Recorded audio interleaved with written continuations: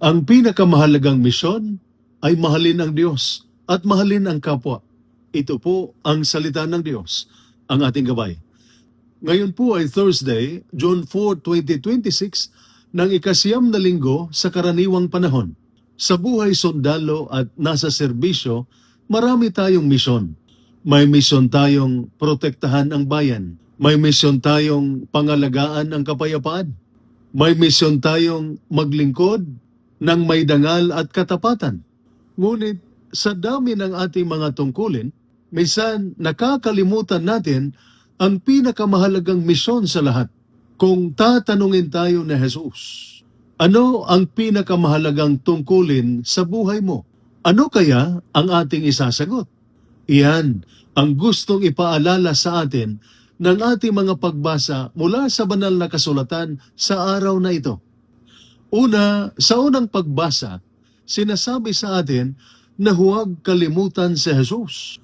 Mula sa ikalawang sulat ni San Pablo kay Timoteo, chapter 2, verses 8 to 15, sinabi ni San Pablo kay Timoteo, alalahanin mo si Jesucristo. Simple ang mensahe, pero napakalalim. Bilang sundalo, alam ninyo na sa gitna ng mahahabang deployment at mga personal na problema, madaling mapagod at mawalan ng sigla. Minsan, naiisip ninyo, kaya ko pa ba? May saysay pa ba ang aking sakripisyo? Ang sagot ni San Pablo, huwag mong kalimutan si Jesus. Dahil kapag kasama mo si Jesus, may lakas sa gitna ng pagod. May pag-asa sa gitna ng problema. May direksyon sa gitna ng kalituhan. Pangalawa, sa ating ebanghelyo, ipinapaalala ang pinakamahalagang utos. Ayon sa ebanghelyo ni San Marcos, chapter 12, verses 28 to 34, may nagtanong kay Jesus, ano ang pinakamahalagang utos? At sumagot si Jesus, mahalin mo ang Diyos ng buong puso, buong kaluluwa, buong pag-iisip, at buong lakas. At mahalin mo ang iyong kapwa gaya ng iyong sarili. Napakahalaga nito para sa mga sundalo at sa mga nasa serbisyo. Napakahalaga nito para sa isang sundalo o para sa nasa serbisyo. Madalas nating marinig ang mga salitang honor, duty, service, patriotism.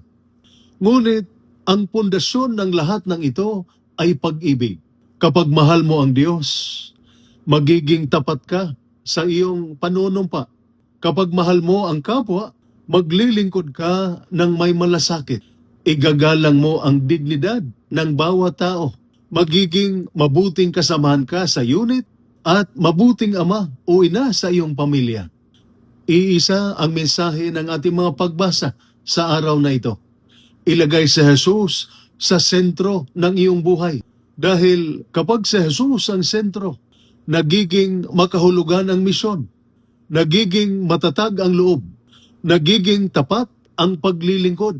Nagiging mabuting tao ang isang sundalo. Mga kapatid, hindi lamang sa laban nasusukat ang husay ng isang sundalo. Nasusukat din ito sa katapatan sa tungkulin, sa pagmamahal sa pamilya, sa paggalang sa kapwa, sa pananampalataya sa Diyos. Maraming sundalo ang mahusay sa paggamit ng armas. Ngunit, ang mahalagang tanong ay marunong ba tayong magmahal? Marunong ba tayong magpatawad? Marunong ba tayong maglingkod ng may malasakit? Pagdating ng araw, hindi tayo tatanungin ng Diyos. Ilang operasyon ang sinalihan mo? Ilang medalya ang natanggap mo? Anong ranggo ang naabot mo? Maaaring itatanong niya, minahal mo ba ako? Minahal mo ba ang mga taong ipinagkatiwala ko sa iyo? Dahil sa huli, ang pinakadakilang misyon ng isang sundalo. Dahil sa huli, ang pinakadakilang misyon ng bawat sundalo ay hindi lamang ipagtanggol ang bayan. Ito ay ang mahalin ang Diyos at ang kapwa. Kaya, si Jesus pa rin ba ang sentro ng aking buhay? Ang aking paglilingkod ba ay bunga ng aking pagmamahal sa Diyos at sa kapwa? Paano ko maipakita ang pag-ibig ng Diyos sa aking pamilya, unit at komunidad? Tandaan, ang sundalong may pananampalataya ay may direksyon. Ang sundalong may pag-ibig ay may malasakit. Ang sundalong nakasentro kay Jesus ay nagiging pagpapala sa iba. Ito po ang salita ng Diyos, ang ating gabay. Manalangin tayo. Panginoong Diyos, sa gitna ng aming misyon at tungkulin, tulungan mo kaming huwag kang kalimutan.